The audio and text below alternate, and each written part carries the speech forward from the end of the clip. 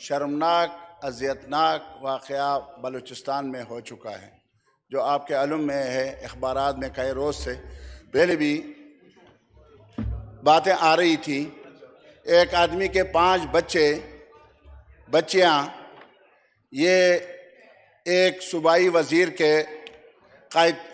Private قید خانے میں بند ہیں، اور خاتون نے پھر اپنے بچوں کے بارے میں خدشہ ظاہر کیا، لوگوں سے اپیل کی، صوبائی حکومت سے اپیل کی اور متعلقہ حکام سے اپیل کی، لیکن اس کا نتیجہ یہ نہیں نکلا کہ 2 بچوں کے ساتھ اس خاتون کو بھی قتل کر دیا گیا۔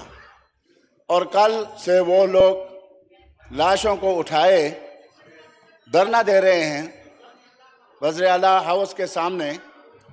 جناب اسپیکر، یہ واقعات جو ہوئے ہیں، یہ حقیقت یہ ہے کہ عام آدمی اس کو نہیں کرتا۔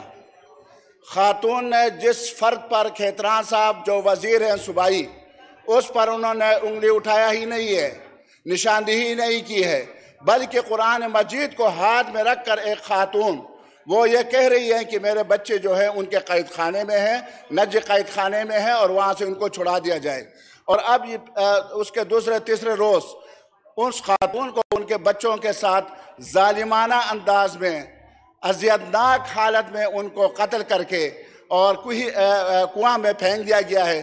جناب اسپیکر، آپ رولنگ دے دیں کہ فوری طور پر اس کے خلاف FIR ہونا چاہیے، اس بندے کو گرفتار کرنا چاہیے اور اس کو شامل تفتیش کرنا چاہیے۔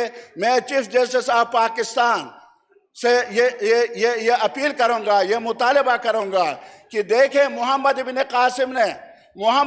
قاسم نے صرف ایک بہن کی فریاد پر جناب اسپیکر وہ سندھ میں داخل ہوئے، راجہ داہر کے خلاف انہوں نے جہاد کیا۔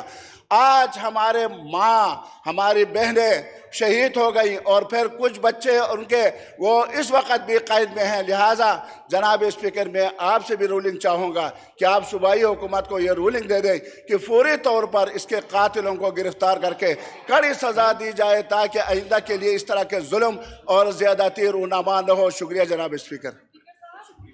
شکریہ جناب